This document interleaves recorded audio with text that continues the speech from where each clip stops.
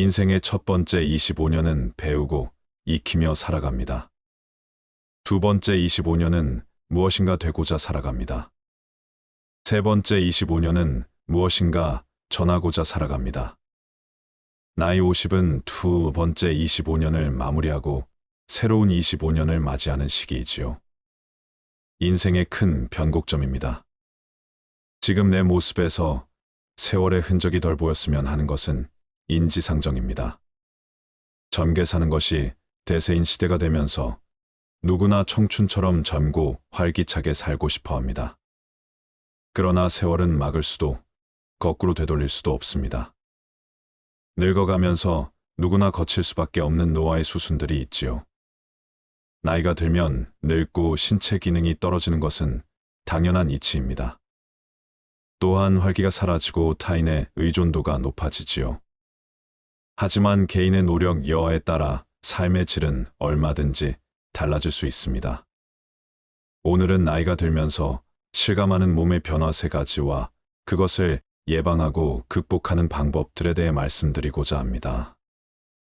먼저 나이가 들면서 실감하는 첫 번째 변화는 호르몬의 분비가 감소한다는 것입니다. 나이가 들면서 호르몬 분비량이 줄어들거나 조절이 어려워지는데 이는 노화, 스트레스, 생활습관, 질병 등의 영향을 받기 때문입니다. 성호르몬은 남성과 여성의 성적 특성과 기능을 결정하는 호르몬으로 남성은 테스토스테론, 여성은 에스트로겐과 프로게스테론이 대표적입니다. 남자는 성욕과 성기능의 저하, 근육량과 뼈밀도의 감소, 체중과 지방의 증가, 우울과 불안, 기억력과 집중력의 저하 등의 증상을 유발할 수 있습니다. 여자 폐경기는 주로 50세 전후로 나타나며 안면홍조와 함께 피로감, 불안감, 우울, 기억력 장애, 불면증, 성욕과 성기능의 저하, 골다공증, 심혈관 질환 등의 증상이 나타날 수 있습니다. 호르몬의 변화와 증상을 예방하거나 완화하기 위한 방법은 어떤 것이 있을까요? 첫 번째, 규칙적이고 적절한 운동을 하세요. 운동은 호르몬 분비와 균형을 돕고 에너지 대사와 신체 기능을 개선하고 스트레스를 해소하고 자신감을 높입니다. 운동은 유산소 운동과 근력 운동을 적절히 조합하는 것이 좋습니다.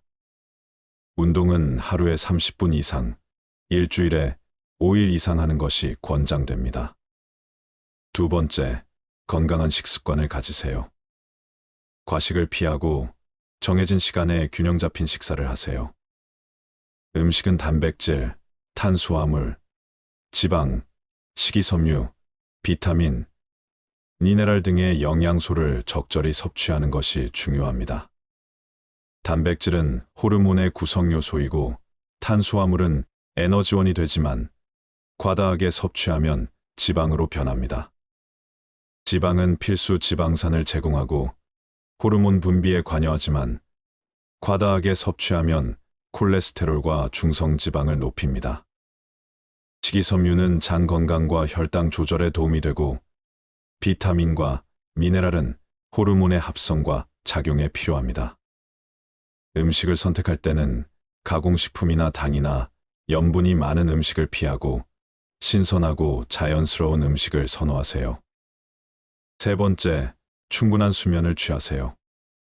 수면은 호르몬의 분비와 균형에 매우 중요한 요소입니다. 수면 중에는 성장 호르몬이 분비되어 근육 형성과 지방 분해에 도움이 되고 멜라토닌이 분비되어 수면의 질을 높이고 코르티솔이 감소하여 스트레스를 줄입니다. 수면 부족은 호르몬의 분비와 균형을 깨뜨리고 건강을 해치는 여러 증상을 유발할 수 있습니다. 수면은 하루에 78시간 정도가 적절합니다. 네 번째, 정기적인 건강검진을 받고 호르몬 수치를 측정하세요. 호르몬의 분비는 나이와 성별에 따라 다르게 나타날 수 있으므로 정기적으로 건강검진을 받아 혈액검사를 통해 호르몬 수치를 확인하는 것이 좋습니다. 호르몬 수치가 정상 범위를 벗어나면 의사와 상담하여 적절한 치료나 보충제를 복용할 수 있습니다. 다섯 번째, 긍정적이고 즐거운 생활을 하세요. 호르몬의 분비는 심리적인 상태에도 영향을 받습니다. 스트레스나 우울감은 코르티솔이나 아드레날린과 같은 스트레스 호르몬을 증가시키고 성장 호르몬이나 성호르몬과 같은 건강 호르몬을 감소시킵니다. 반대로 행복하고 즐거운 생활을 하면 세로토닌이나 도파민과 같은 행복 호르몬이 증가하고 호르몬의 분비와 균형이 유지됩니다. 긍정적이고 즐거운 생활을 하기 위해서는 좋아하는 취미나 활동을 하고 가족이나 친구와 소통하고 자신을 사랑하고 인정하는 태도를 가지는 것이 도움이 됩니다. 다음으로 나이가 들면서 실감하는 변화 두 번째는 몸에서 냄새가 난다는 것입니다. 몸에서 냄새가 나지 않는 사람은 없다. 향수가 오랜 세월 사랑받는 것은 냄새 때문이다. 아기의 냄새는 참 좋다. 하지만 나이 들어가면서 나쁜 냄새가 늘어난다. 노화, 질병은 입냄새, 몸 냄새에도 영향을 미친다. 문제는 본인은 냄새를 풍긴다는 것을 모른다는 것이다. 상대가 지적을 해야 뒤늦게 알게 되어 후유증이 남을 수 있다. 나이 들면 몸의 액체도 줄어든다. 노화를 실감할 때가 과식하면 몸이 부대끼는 것이다. 소화액이 줄었기 때문이다. 왜 노인에게서 냄새가 나는 걸까요? 노인 냄새의 주요 원인은 노넨알데하이드라는 물질이다. 노넨알데하이드는 피지 속 지방산이 산화되며 만들어지는 물질로 모공에 쌓여 퀴퀴한 냄새를 만든다. 노넨알데하이드는 젊었을 때는 생성되지 않다가 40대부터 노화로 인해 피부 유익균 감소, 유해균 증가, 피부 산성화, 지질 성분 변화 등 때문에 만들어진다. 나이가 들면 노넨알데하이드 제거 능력도 감소한다. 신진대사가 느려지고 활동량 감소와 신경계 퇴화로 땀 분비량이 줄어 노넨알데하이드를 잘 배출하지 못하게 되는 것이다. 노인 냄새는 완전히 제거하기는 어렵지만 생활 습관 개선을 통해 어느 정도 줄일 수 있다. 노인 냄새를 줄이는 생활 습관 개선 방법을 말씀드릴게요. 첫 번째, 구강 건조를 줄이는 게 핵심이다. 나이 들어서도 침이 많이 분비된다면 건강하다는 증거다. 구강이 건조하다면 물을 자주 마시고 무설탕 껌을 씹는 것이 도움이 된다. 혀를 자주 굴려 침을 모으는 것도 좋다. 자는 동안 누구나 입냄새가 심해진다. 수면 중에는 침이 잘 분비되지 않기 때문이다. 항균 작용이 줄어 세균들이 급속히 자라고 냄새로 이어진다. 특히 심한 코골이, 입을 벌리고 잔 사람은 구강 건조로 인해 더 심한 냄새가 난다. 틀니 사용자라면 틀니 냄새가 노인 냄새의 원인일 수 있으므로 잘 관리한다. 간혹 틀니를 치약으로 세척하는 사람이 있는데 이는 오히려 잔여물을 남길 수 있으므로 흐르는 물에 틀니 전용 칫솔을 이용해 닦아내야 한다. 깨끗이 닦는 것뿐 아니라 하루에 한 번은 틀니 세정제에 담가 놓아야 남아있는 세균을 없애고 구취를 예방할 수 있다. 자는 시간에 틀니를 착용하지 말고 세정제에 담아 놓을 것을 권한다. 그래야 구취를 예방하고 흡인성 폐렴 위험도 줄일 수 있다. 만약 외출을 앞두고 급히 세정이 필요하다면 5분 정도 담가 놓는 세정제를 사용하면 된다. 두 번째, 매일 몸을 잘 씻는 게 기본입니다. 노화 냄새를 줄이려면 샤워는 매일 하는 게 좋다. 더워도 따뜻한 물로 몸을 씻으면 피부 속으로 스며든 노화 물질을 배출하는 데 도움이 된다. 특히 귀의 뒤를 안 씻으면 자칫발 냄새가 날 수 있다.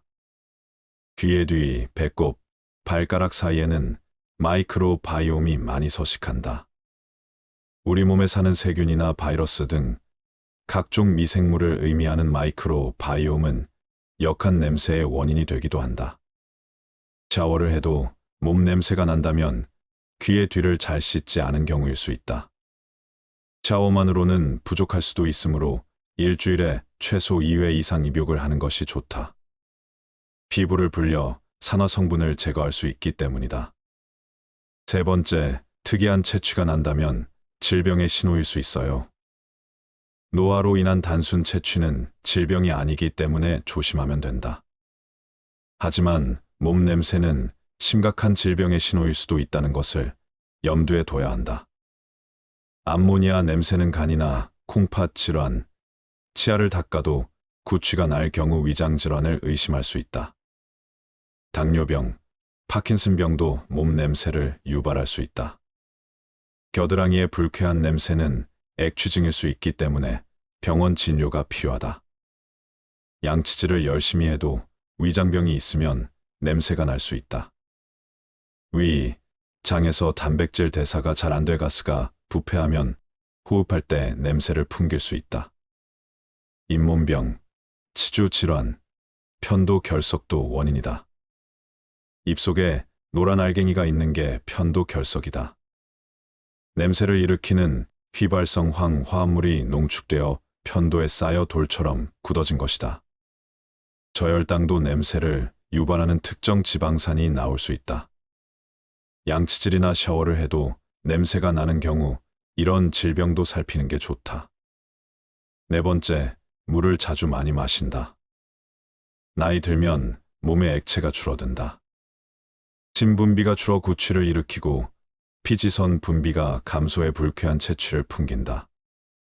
이런 상황에서 젊을 때에 비해 물은 적게 마신다. 신진대사 기능이 떨어져 젊었을 때보다 갈증을 덜 느끼기 때문이다. 몸에 수분이 부족하면 혈액이 끈끈해지고 피부가 나빠진다. 노폐물 배출도 원활하지 못해 피부 속으로 스며든 냄새 유발 물질도 잘 배출하지 못해 채취가 고약해질 수 있다. 갈증을 느끼는 중추신경 역시 노화를 겪기 때문이다. 중년 이상은 목이 마르지 않더라도 수시로 물을 마시는 게 좋다.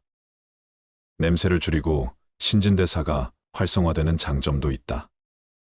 다섯 번째, 냄새가 심하다면 동물성 지방 섭취를 절제하세요. 노년층은 고기나 유제품, 동물성 지방 등 기름진 음식을 잘 소화하지 못해 대사물질이 피부 등에 축적, 모네날데하이드 생성도 촉진된다. 특히 겨드랑이 냄새가 심해진다. 냄새를 줄이려면 동물성 지방 섭취를 절제하고 콩류, 견과류 등으로 식물성 단백질을 먹는 게 좋다. 여섯 번째, 채소와 과일을 자주 드세요.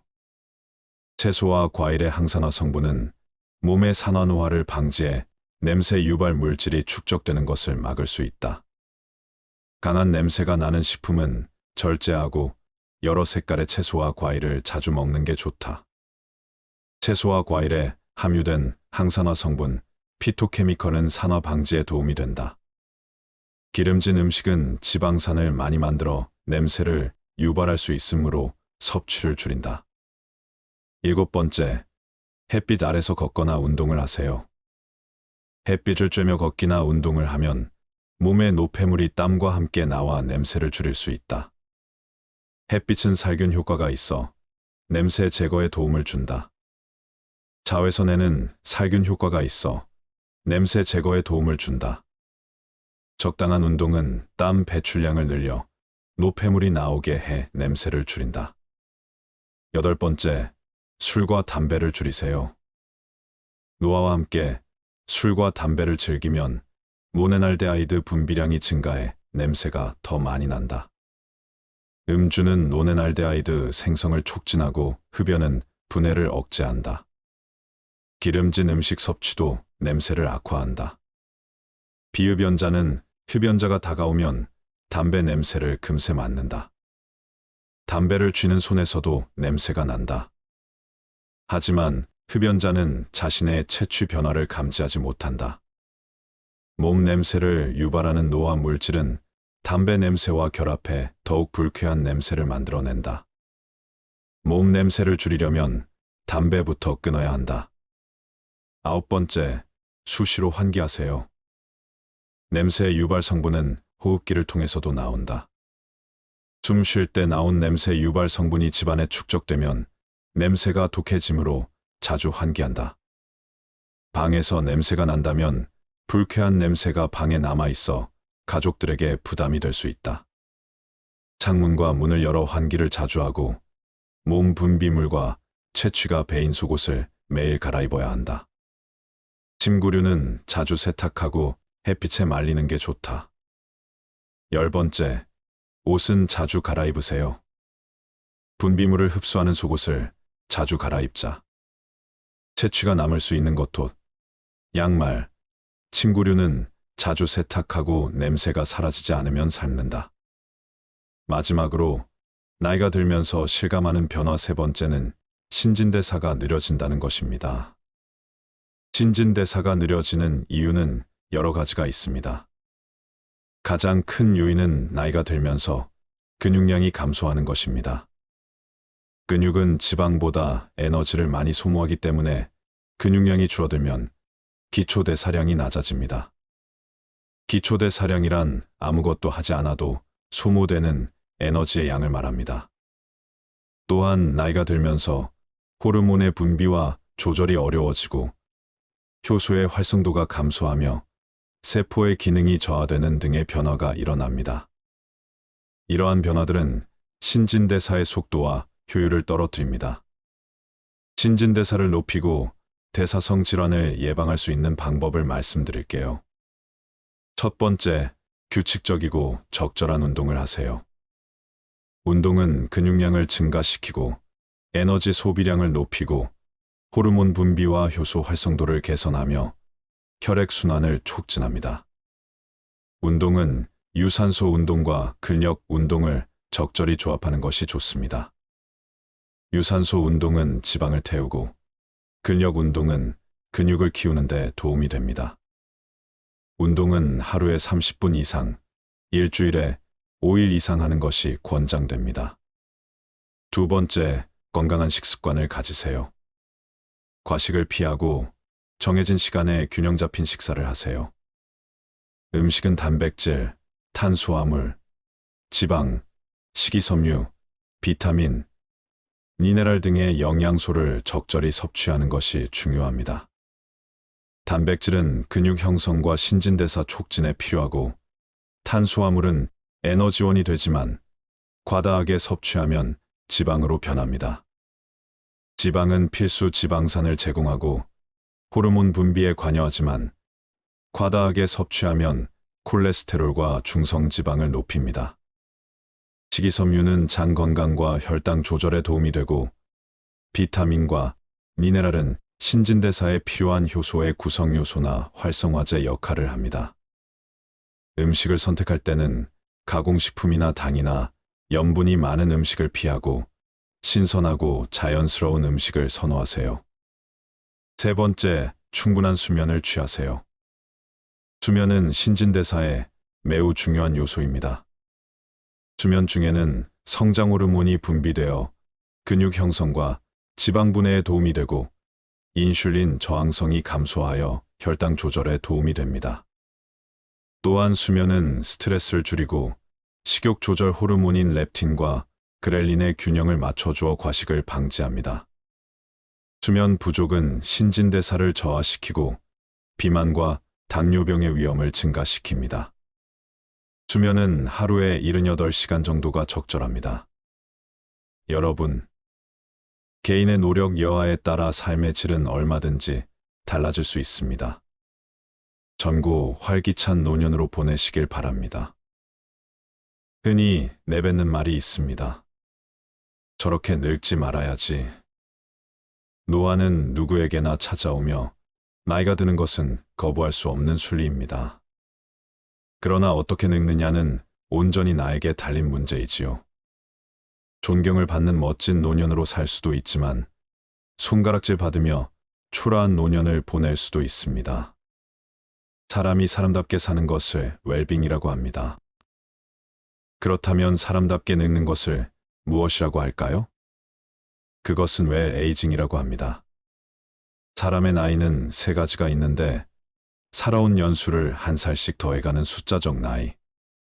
체력이나 건강도를 측정하는 건강, 나이, 그리고 정신 상태를 나타내는 영적 나이가 있습니다. 인생의 4분의 1은 성장하면서 보내고 나머지 4분의 3은 늙어가면서 보낸다고 합니다. 사람은 평생을 살면서 하루는 저녁이 여유로워야 하고 1년은 겨울이 여유로워야 하며 일생은 노년이 여유로워야 한다고 합니다. 사람이 아름답게 죽는다는 것은 어려운 일이지요. 그러나 더 어려운 것은 아름답게 늙는 것입니다. 인생을 어떤 마음으로 살아왔는가 하는 것이 얼굴에 나타난다고 하지요. 오늘은 제2의 인생이 시작되는 신중년이 할 수 있는 아름답게 늙어가기 위한 좋은 방법 5가지와 근사하게 늙는 방법 10가지에 대해 말씀드리고자 합니다. 먼저 아름답게 늙어가기 위한 좋은 방법 5가지입니다. 첫 번째는 항상 웃어야 합니다. 버스나 지하철의 노인들을 잘 살펴보면 다들 어딘가 불편한 인상을 하고 있습니다. 온난 미소를 가진 노인을 찾아보기가 힘든데요. 늙은 얼굴은 내 인생의 성적표라는 말이 있습니다. 불만과 짜증을 얼굴에 가득 담고 있다면 내 인생의 성적이 그만큼 안 좋은 것입니다. 일부러라도 웃어서 웃는 얼굴을 만드는 것이 정말 중요한 매력 포인트입니다. 웃는 것은 인상을 좋게 만들기도 하지만 건강에도 도움이 된다고 합니다. 미국에서 100세 이상 장수한 노인들의 비결을 연구했는데 긍정적인 생각을 가지고 항상 웃는 사람들이 많다고 합니다. 인체는 웃을 때 면역력이 올라간다고 하는데요. 늙어서 웃을 일이 별로 없더라도 억지로라도 웃음으로써 매력도 생기고 건강도 좋아진다고 하니까 한번 실천해 보시면 좋겠습니다. 한 연구 결과에 따르면 웃으면 복이 온다는 말이 증명되었다고 합니다. 우리가 웃게 되면 세포에 자극을 주고 성장 효과를 주게 됨으로써 그만큼 더 건강해지기 때문입니다. 주위 사람들에게도 우리같이 항상 자주 웃으면서 살자라는 말을 자주 하면 나뿐만 아니라 주위 사람들까지 함께 좋아지는 것이라는 사실을 꼭 잊지 마세요. 웃으면 인상도 매력적으로 바뀌고 건강도 좋아지고 복이 옵니다. 두 번째, 이러쿵저러쿵 따지고 가르치려고 하지 마세요. 나이가 들수록 불평불만을 늘어놓는 것은 추하고 흉한 행동입니다. 주위에 꼭 이런 사람이 있습니다. 다들 떠오르는 사람이 한 명쯤은 있으실 텐데요. 이미 습관이 되어버려 성숙하지 못한 행동을 하게 됩니다. 뇌과학 전문가들은 습관적인 불평불만이 우리 건강과 마음을 해친다고 합니다. 불평불만을 계속할수록 우리의 뇌는 더 부정적으로 생각하게 되기 때문입니다. 코끼리를 생각하지 말라고 하면 코끼리가 생각나는 것처럼 부정적인 말과 생각은 더 큰 부정적인 결과를 가지고 오게 됩니다. 이런 생각을 가지고 남을 대하면 어떻게 될까요? 주변 사람을 잃게 되는 결과를 가져올 수 있습니다. 자기가 옳다고 과시하며 남을 가르치려고 하는 것은 병입니다. 내가 아무리 옳다고 생각하는 것도 남의 생각에는 옳지 않을 수 있기 때문입니다. 앞으로 얼굴을 계속 보면서 잘 지내야 하는 자일수록 더욱 조심해야 합니다. 인간은 간섭을 싫어하는 존재입니다. 누가 원해서 옳은 말을 해달라 해도 지적을 받으면 기분이 나쁜 것이 본능인 것입니다. 하물며 원하지도 않는데 이러쿵저러쿵 따지면 어떤 기분이 들까요? 그래서 그저 조용히 말을 아끼는 것이 좋다는 것입니다. 세 번째, 품격을 지키려고 노력하세요. 노인이라고 다 똑같은 노인이 아닙니다. 돈이 많아도 품격이 없는 사람들이 많은데요. 핀란드 속담에는 이런 말이 있습니다. 외모는 신이 결정하고 옷은 재력이 결정하며 품성은 의지가 결정한다. 품성과 품격은 재력과 상관없다는 말입니다. 따라서 우리는 삼가야 할 일을 확실히 삼가야 하겠는데요. 첫째, 남과 비교하지 않는다. 둘째, 남의 행복을 기뻐한다. 셋째, 변명하지 않는다. 넷째, 매사에 좋은 면을 본다. 다섯째, 말을 아낀다. 이런 행동을 통해 우리의 품격을 더 멋지게 만들 수 있습니다. 공공장소에서 시끄럽게 떠들거나 음식을 먹을 때도 쩝쩝거리면서 먹으면 주위에서 봤을 때 품격 없는 사람이라고 손가락질 당하기 좋습니다. 품격이라는 것은 우리 의지로 갈고 닦을 수 있는 것이기 때문에 노력으로 바뀔 수 있다는 사실을 기억해야 합니다. 외모를 가꾸는 것도 일부 필요할 수 있지만 그것보다 우리의 품격을 나타내는 것은 내면에서 비롯되는 분위기라는 사실을 잊지 마세요. 네 번째, 삶을 사랑으로 가득 채우는 것입니다. 남을 존중하고 사랑하는 것이 내 삶을 사랑으로 채우는 중요한 방법입니다. 내가 대접받고 싶은 만큼 남에게 대접해 주라는 말이 있듯이 사랑을 채우고 나눠주는 것이 아름답게 늙어가는 방법이 됩니다. 노인들이 가장 많이 하는 후회하는 것 중 하나가 사랑을 나눠주지 못한 것이라고 합니다. 젊을 때 너무 자기만 생각하고 욕심 부렸던 행동들에 아쉬움이 남고 조금이라도 젊었을 때 부모님 모시고 여행도 가고 자식들과 추억도 쌓고 했어야 했는데 사는 게 바빠 일만 하느라 그러지 못했다는 것입니다. 지금이라도 선한 마음으로 사람을 대하고 서로가 서로에게 귀한 존재라는 것을 느낀다면 표정도 따뜻해지고 마음도 사랑으로 채워질 수 있다고 합니다. 사랑을 마음에 가득 채우며 살아가시면 좋겠습니다. 다섯 번째, 오늘을 만끽하며 살아야 합니다. 과거에 얽매여 현재를 바르게 살아가지 못하는 것은 아름답게 늙는 방법이 아닙니다. 내가 왕년에는 어땠는데 하며 거들은 피워봤자 현재의 삶이 나아지는 것은 아니라는 의미입니다. 그러니 아쉬운 과거는 뒤로 하고 오늘 하루 현재에 최선을 다하며 사는 것이야말로 성숙한 노후 생활이 되는 지름길 아닐까요? 인간의 노화는 그 어떤 의학으로도 막을 길이 없습니다. 그래서 노인은 언제 고향으로 돌아갈지 아무도 모릅니다.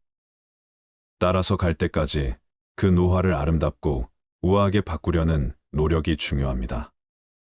그래야 내 생에 복된 인생을 기대할 수 있는 것입니다. 우아하게 늙는 방법에는 여러 가지가 있습니다. 그것을 일러 노년의 도라고 합니다. 물론 실천하기가 쉽지 않지요. 근본적으로 마음의 욕심을 버리고 깊은 수양이 필요합니다. 그러나 평범한 사람이 할 수 있는 근사하게 늙는 방법 10가지가 있습니다. 첫째, 건강한 생활 습관을 갖는다. 금연과 절주, 그리고 적당한 운동으로 생활 습관을 가꾼다. 올바른 생활 습관은 건강을 올바르게 다잡아주면서 아름답게 늙어갈 수 있게 해준다. 둘째, 수행을 한다. 수행을 해야 지혜의 문이 열리고 세상 사는 이치를 통달하며 건강을 유지해 아름답게 늙어갈 수 있다. 셋째, 사랑을 한다. 사랑을 받고 사랑을 주는 것만큼 아름답게 늙어가게 하는 일은 없다. 사랑을 하면 얼굴색이 변하고 사랑을 하면 곱게 늙어갈 수 있다. 그런데 노년의 사랑은 내 한 몸, 내 한 가족만 사랑하는 것이 아니다. 보다 크고 넓은 사랑 그리고 일체 생명을 사랑하는 것이다. 넷째, 마음가짐을 편하게 한다. 사람이 살다 보면 별의별 경계와 부딪히게 된다. 하지만 언제나 긍정적, 적극적, 정열적인 행동으로 마음을 편하게 가지면 곱게 늙어갈 수 있다. 다섯째, 노화에 맞서지 말고 자연스럽게 수용한다. 의학 발달로 주름살 하나에도 피부 미용 시술과 성형을 한다. 하지만 그것보다 자연스럽게 늙어가야 한다. 나이에 맞지 않는 어색함을 주는 얼굴은 오히려 우아함을 상실한다. 여섯째, 욕심을 버린다. 욕심을 내려놔야 한다. 아무리 의욕 있고 하고 싶어도 나이 들어 욕심을 부리면 안 된다. 나이 들어 욕심 부리면 아름답게 느껴지지 않고 추하게 보여 사람들에게 외면당한다. 일곱째, 말수를 줄인다. 나이 들어 말을 많이 하면 다들 싫어한다. 특히 잔소리는 금물이다. 여덟째, 회의나 모임에 부지런히 참석한다. 불러만 줘도 기쁜 나이다. 대외 활동을 기피하면 정신과 육체가 모두 병들 수 있다. 교당이나 교회, 동창회나 카페 모임, 옛 직장 동료 모임 등에 빠짐없이 참석한다. 아홉째, 공덕을 쌓는다. 지금 쌓은 공덕이 내 생의 미천이다. 내 생을 이 생보다 멋지게 살려면 생전에 아낌없이 베풀어야 한다. 공덕은 재물과 정신, 육신 세 가지 방면으로 하면 된다. 그래서 보시보다 더 큰 공덕이 없다고 했다. 10번째, 죽음을 준비한다. 인간은 누구나 죽는다. 그걸 거부하고 더 살겠다고 발버둥치는 것을 노출하고 한다. 고운 봄꽃보다 잘 물든 단풍이 더 아름다울 수 있다. 나이만 먹고 백발만 난다고 어른이 아니다. 남을 잘 용납하고 덕을 입히는 사람이 어른이다. 사람은 살아가는 동안 젊음, 건강, 재능, 시간을 더해서 돈을 소비하고 또 낭비하며 산다. 성숙한 어른이 되기 위해서는 오랜 경험과 지식과 지혜도 필요하지만 더 중요한 것은 자유로운 생각과 생산적이고 실천적인 도전이다. 첫 번째 핵심은 친구다. 우선 오랜 친구와 또는 알게 된 지 얼마 되지 않은 친구 모두 다 중요하다. 함께 일생 동안 인생의 대소사를 같이 했던 친구든 일로 알게 되어 또는 취미, 동호인으로 만나서 우정을 키워온 친구이던 인생의 긴 여정에서 친구는 제일 중요하다고 나이 들수록 느낀다. 물론 자신을 중심으로 주장하는 말이다. 왜 가족이 아니냐고, 부모님보다 자식보다 친구가 더 중요하냐고? 우정은 무엇보다 생산적이어야 한다. 우리들 인생 전반 고생하고 늙어 다시 만나고 모였으니 제대로 한번 놀다 가자. 먼저 건강을 위해 산에 가자. 산자락길 좋다. 꽃 구경 가자. 여행 가자. 회비 모아 유럽 가자. 비 오는 날 광장시장 순인의 빈대떡에서 막걸리 한 잔 어때? 최고지? 손주와 자식들과 보내는 시간보다 더 즐겁다. 재미있다. 만일 우리들 여생이 10여 년만 남았다면 힘닿는 한 제대로 즐기며 볼 거 다 보고 먹을 거 다 먹으며 찐으로 놀 다 가야지. 올해 100세를 넘기신 김영석 교수님은 내가 60대에 90을 넘어 30년 이상 더 살 줄 미리 알았더라면 이렇게 살지 않았을 것이야 라고 말하셨다고 한다. 친구는 정말 중요하다.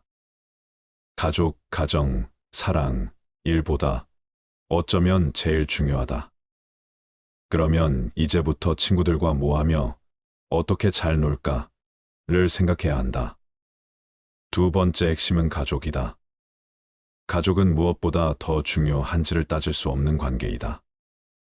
가족 관계도 무엇보다 더 생산적이어야 한다. 우리는 부모님을 사랑하고 존경한다. 무조건이다. 형제자매도 그러하다. 부모와 자식은 사랑하는 관계이다. 영화가 아니라 실제로 서로를 위해 불 속으로, 물 속으로, 자동차에 뛰어든다. 그래서 가족 간의 관계를 더더욱 성숙하게, 생산적으로 풀어가야 하는 것이다. 은퇴 후에 어떤 일상들을 보내시고 계신가요? 자신의 관심 분야를 탐색하는 것은 즐거운 노후 생활을 위한 첫 번째 단계입니다. 다양한 분야에 대해 호기심을 갖고 탐구해 보세요. 취미 생활은 우리의 삶에 즐거움과 의미를 더하고 건강과 행복을 유지하는 데 도움을 줍니다. 다양한 주제와 아이디어를 통해 노후 생활을 활기차고 풍요롭게 보낼 수 있는 방법을 알아보세요. 취미 생활은 우리에게 여유와 만족감을 주는 중요한 요소입니다. 취미를 통해 자신을 발전시키고 새로운 관심 분야를 탐색할 수 있습니다. 또한 취미는 건강 증진과 사회 참여에도 도움을 줄 수 있습니다.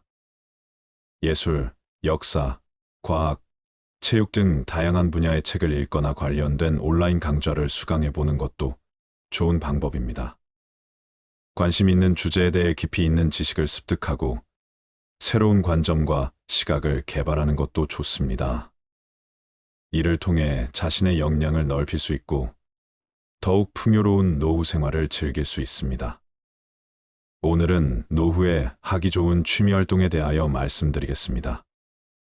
우리가 은퇴를 하고 노년을 맞이하면 수면, 식사 같은 필수 시간을 제외한 대부분의 시간이 자유입니다. 게다가 평균 나이는 80대 중반이고 길게는 100세까지 사는 분들도 종종 보이는 요즘입니다. 혹시나 여러분들 중 젊어서 직장 생활 육아로 정신없이 살던 때에는 그렇게 그리던 여유로운 삶이 막상 노년에 펼쳐지니 뭘 해야 할지도 모르겠고 너무 막막해서 허무함에 빠지신 분들은 안 계신가요? 어떤 학회가 우리나라 60대 이상의 국민들을 대상으로 실시한 노인분들이 노후에 보내는 여가 생활 실태에 대한 조사에 따르면 1위는 TV 시청이 가장 높았고 2위는 스마트폰 하기, 3위는 휴식, 4위는 산책 걷기, 5위는 국내 여행하기, 6위는 집안일, 7위는 공원이었습니다. 사회가 고도로 발달하고 노인들의 복지는 돌아볼 틈 없이 쉼없이 앞으로만 달려가니 정작 우리나라를 여기까지 이끌고 만들어 온 노인분들은 집으로, 스마트폰으로, 공원으로 소외되고 있다는 것을 알 수 있습니다.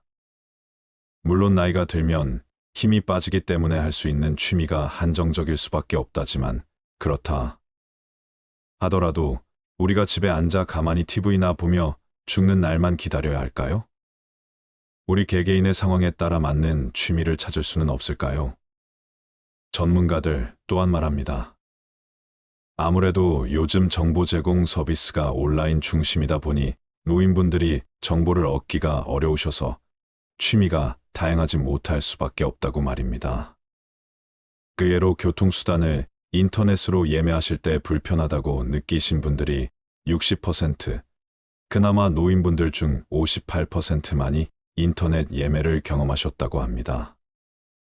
또한 무인 식당에서 터치 기기로 주문하실 때에도 터치 기기를 경험하신 분들은 58%밖에 되지 않았으며 그중 64% 노인분들이 불편했다고 하십니다.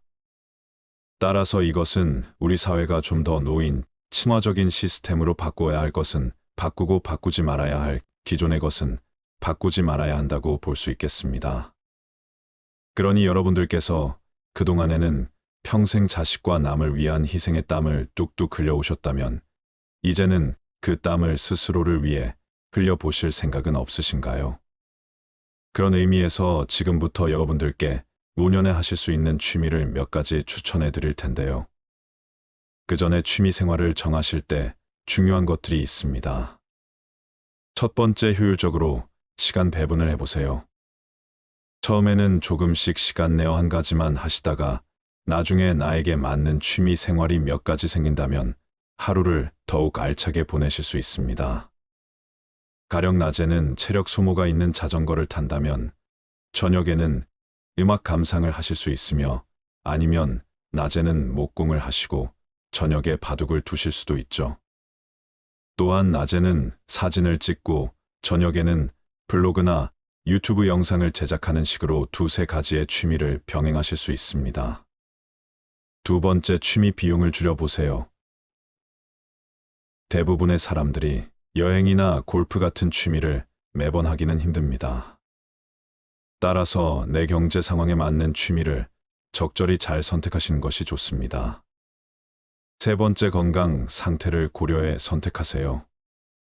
몸 상태가 좋지 않다면 몸을 많이 쓰는 취미보다 독서나 약초를 키우는 것처럼 몸에 무리가 가지 않으면서 소소한 재미를 느낄 수 있는 취미를 정하시는 것이 좋겠습니다.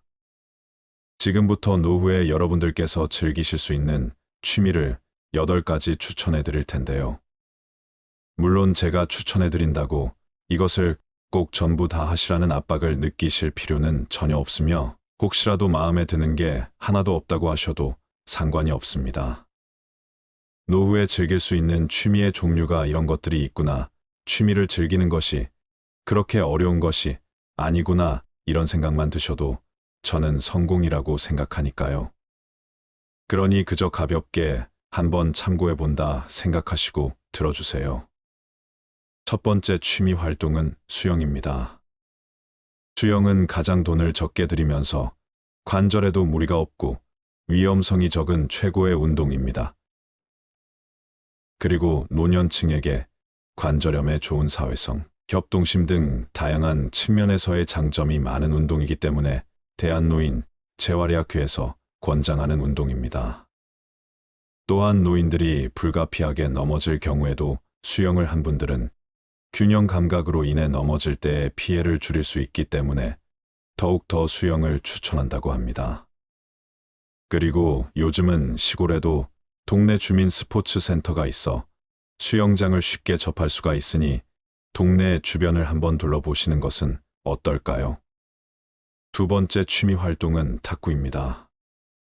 탁구는 유산소 근육 운동이 결합한 스포츠입니다. 남녀노소 모두 즐길 수 있고 과격하지 않으면서도 운동량이 많은 게 특징이지요. 계절에 상관없이 즐길 수 있어서 취미로 즐기기 좋습니다. 같은 시간 동안 등산을 하는 것보다 칼로리 소모량이 1.4배나 많으며 폐기능 강화는 물론 복근, 허벅지, 어깨 종아리의 근육 발달에 매우 좋습니다. 또한 안전사고나 부상의 위험이 가장 적은 종목이기도 해서 나이가 들어도 부담 없이 즐길 수 있는 장점이 있습니다. 또한 80세 이상 노인분들은 탁구공이 라켓이 조금 큰 라지를 즐기실 수 있습니다.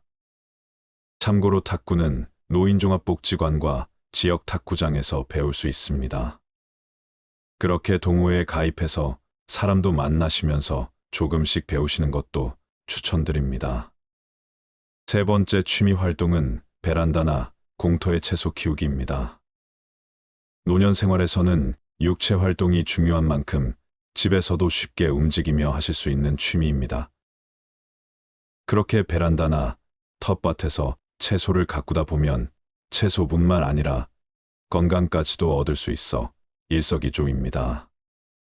방울토마토나 오이, 상추 등 키우기 쉬운 채소들 더 기르신다면 수확해서 나오는 채소들로 성취감도 느끼시면서 은퇴 후 남은 지루한 일상을 즐겁게 보낼 수 있습니다.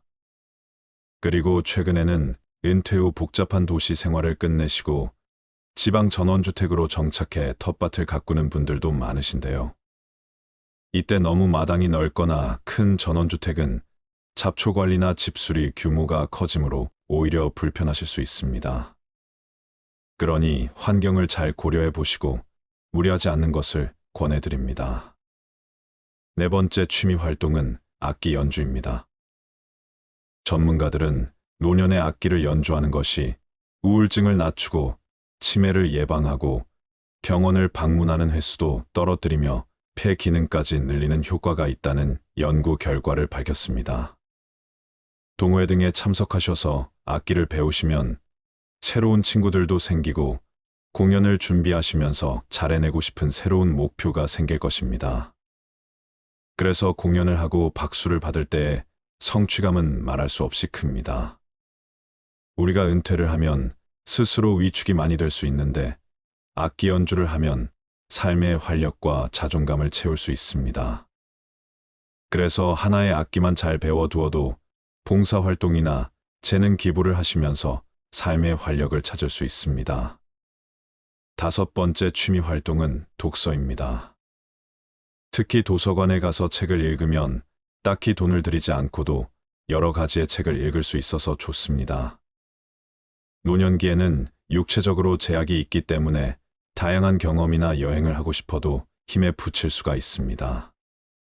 그러나 우리는 책 한 권으로 세상 어디에든 갈 수 있으며 얘가 경험해 보지 못한 것을 체험해 볼 수 있습니다.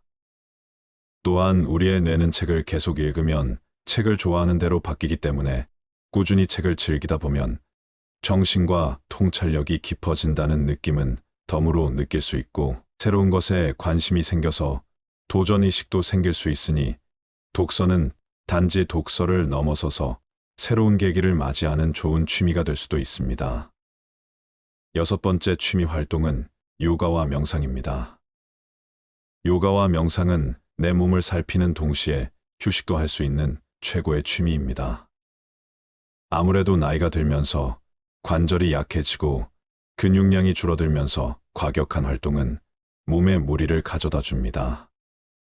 그러나 요가를 하면서 여러 가지의 자세들을 취하는 것은 근육뿐만 아니라 뼈를 하나로 묶어주는 힘줄과 인대를 강화해 줍니다. 또한 요가를 하면서 의식적으로 호흡과 명상을 할 수도 있는데 이는 심장박동수와 혈압을 낮추어 불안과 우울증을 완화하는 데 도움을 줍니다. 요즘에는 집에서도 유튜브를 보시면서 요가 동작과 호흡을 따라 할 수 있는 영상들이 많으니 아침에 시간을 정해놓고 요가와 명상을 취미로 하는 것도 좋아 보입니다. 7번째 바리스타 소믈리에 요리입니다. 먹는 즐거움을 즐기는 분들이시라면 바리스타 자격증이나 소믈리에 자격증 요리 배우기에 도전하는 것도 좋습니다. 커피향이 좋은 분들은 바리스타에 도전하시고 와인의 향에 취하고픈 분들은 소믈리에 도전하시고 음식을 좋아하는 분들은 요리에 도전해 보시는 건 어떨런지요. 처음에는 혼자만의 취미 생활일 수 있지만 취미 생활이 깊어지고 성취감이 높아질수록 주위 사람들과 함께 나누고 싶어지게 될 수도 있고 더 나아가 은퇴 후 직업으로 연결될 수도 있지요. 8번째 그림 그리기입니다. 우리가 어릴 때에는 누구나 그림을 그렸습니다. 도화지의 땅바닥에 벽과 마루에 온통 그림을 그리지요. 그러다 나이가 들면서 그림을 그리지 않게 됩니다. 지금 그림을 그리는 저는 단지 그림 그리는 것을 멈추지 않았을 뿐이죠. 그러니 여러분들도 언제든 다시 그림을 그린다고 해도 그것이 이상할 것이 없습니다. 원래 하던 것을 다시 하는 것뿐이니까요. 그리고 보통 그림을 그릴 때 그림을 얼마나 잘 그리는지 전혀 중요하지 않다고 하기도 하지만 사실 실력이 조금씩 느는 것이 느껴지지 않으면 그림 그리는 것이 재미가 붙지 않는 게 사실입니다. 주변의 칭찬도 듣고 그래서 자기 만족도 들어야 더 잘 그리고 싶은 목표 의식도 생기니까요. 처음에는 실물보다 사진을 보고 따라 그리시는 게 좀 더 쉬울 것이며 나무나 꽃처럼 형태가 복잡한 사물은 당장은 피하시고 구름이나 바다, 수평선 같은 간단한 풍경이나 사물을 그리는 것을 추천드립니다. 또한 처음에는 연필로 스케치를 하시고 연필로 간단한 명암만 표현하시고 끝내시면 그것으로 형태 감각이 어느 정도 생기시면 그때 물감으로 색칠을 시작하시는 것이 좋습니다. 그림을 수학 문제로 본다면 연필 스케치, 그림은 이런 공식 기초이고 색칠은 좀 더 복잡한 응용 문제라 볼 수 있습니다. 그래서 처음부터 응용 문제를 푸셔서 좌절감에 그림을 시작도 못하고 포기하시는 경우가 많습니다. 문화센터나 학원에서 도형과 석고상 같은 딱딱한 그림만 계속 그리게 하거나 수채화 같은 초보자의 진입장벽이 높은 그림을 그리게 하면서 세세하게 지도조차 해주지 않는다면 과감히 끊고 다른 학원을 찾아보시는 걸 추천드립니다. 그리고 보통 그림하면 수채화를 많이 생각하시는데요. 수채화는 물 조절이 어렵고 사물의 구체적인 묘사와 중간 과정이 동시에 진행되기에 생각보다 초보분들의 진입장벽이 높습니다. 그래서 물 조절이 비교적 간편하면서 몇 번이든 덧칠이 가능한 아크릴 물감으로 색칠을 시작하시는 걸 추천드립니다. 그리고 아크릴 물감이 손에 익으면 유화 물감도 쉽게 시작하실 수 있으니 이 또한 이득이 되실 것입니다. 그렇게 그림을 그리시다가 뿐만 아니라 기억력 증진에 큰 효과가 있다고 하는데요. 우리는 그림을 그리면서 시각적 공간적으로 사물을 바라보고 표현하는 연습을 하게 되며 그림을 배우면서 언어적인 요소는 물론 팔과 손가락 관절을 미세하게 움직이는 운동적 효과까지 얻을 수가 있습니다. 그 밖에도 노후에 많이들 하시는 취미들이 등산, 테니스, 자전거 등이 있는데 이런 취미들은 젊었을 때부터 꾸준히 체력을 길러 오셨고 제대로 된 자세와 방법들을 익히시고 시작을 하시는 것이 좋습니다. 그렇게 여러 가지 취미를 하시다 보면 잊고 있었던 과거와 만나면서 생각에 잠기기도 하는데요. 노인이 되어 찾는 취미의 시작은 내 어릴 적 못 이룬 꿈을 찾는 것에서 기인한다고 합니다. 이 나이에 새삼스럽게 무슨 취미 생활인가 이런 생각을 하실지도 모르겠습니다. 어릴 적 꼭 거창한 걸 해보고 싶은 어린아이는 없었을 것입니다. 나도 모르게 무의식적으로라도 하고 싶었지만 상황이 여의치 않아 못한 일들이 있지 않았을까요? 그것이 아주 사소한 것이어도 말입니다. 그리고 또한 지금까지는 돈 벌고 자식 키우시면서 채우면 채울수록 커난 삶에 매달려 살아오셨다면 어린 시절 바라보았던 하늘 가득 반짝이던 별들을 떠올려 보세요. 그 밤마을 우러러 넉넉했던 그날의 순수를 떠올려 보세요. 여러분들께서 노후의 집에서 하루 종일 TV 보는 삶을 위하여 이날까지 그토록 헌신해 오신 것은 아닐 거라 믿고 싶습니다. 그래서 우리가 그때는 시절을 잘못 만나 우리의 별을 잃고 살 수밖에 없었던 이제는 다시 그때의 나를 찾는 여행을 한번 해보시는 것은 어떨까요? 나무가 항상 하늘로 향하듯이 우리의 발은 땅을 딛고 이번에는 별을 한번 쳐다보며 걸어가는 건 어떨까요? 몇 년 전 명예 퇴직을 하시고 올해 70이 된 어떤 할아버지 얘기를 들려드리겠습니다. 김 씨 할아버지는 60대 중반에 은퇴를 하셨습니다. 할아버지는 드디어 사회와 가정으로부터 벗어났다는 해방감에 그동안 만나지 못했던 사람들도 만나고 여행도 다니시며 이뤄왔던 자유를 만끽하셨습니다. 그렇게 몇 년이 흘러서 다시 일상으로 돌아온 할아버지는 갑자기 앞이 캄캄해졌습니다. 인생이 너무 지겹고 막막하고 허무했던 때문이었습니다. 이유인 즉슨 여행은 비용이 많이 들어 계속 갈 수가 없었고 그마저도 몇 번 반복하니 지겨워졌지요. 그리고 친구를 만나도 정서적인 소모가 컸고 한 번 만날 때마다 들어가는 밥값, 술값이 만만치 않았지요. 또한 할아버지의 나이가 이제 70인데 막상 70이 되어 보니 젊었을 때 생각했던 70세와는 거리가 멀었습니다. 몸이 여기저기 조금씩 아프긴 했지만 사는데 크게 지장은 없었습니다. 노인을 도움이 필요한 존재, 무기력한 존재로 생각해서는 안 됩니다. 자신을 가장 잘 아는 것도 변화를 이끌어낼 힘을 가진 것도 노인 자신입니다. 행복한 노년의 조건은 끝없는 배움인 것 같습니다.